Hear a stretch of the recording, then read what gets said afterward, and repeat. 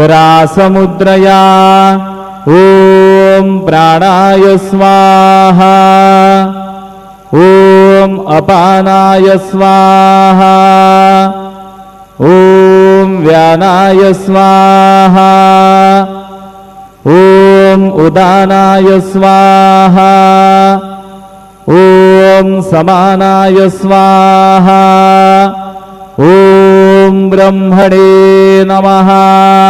नैवेद्यमध्ये पानीयं समर्पयामि पुनर्नैवेद्यं निवेदयामि।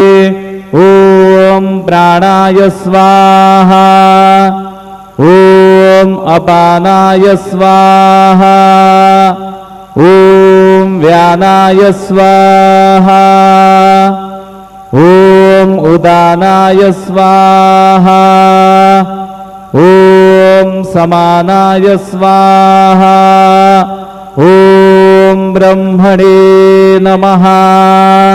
नैवेद्यं समर्पयामि हस्तप्रक्षालनं समर्पयामि मुखप्रक्षालनं समर्पयामि शेषोपचारार्थे प्रार्थनापूर्वक नमस्कारं करोमि।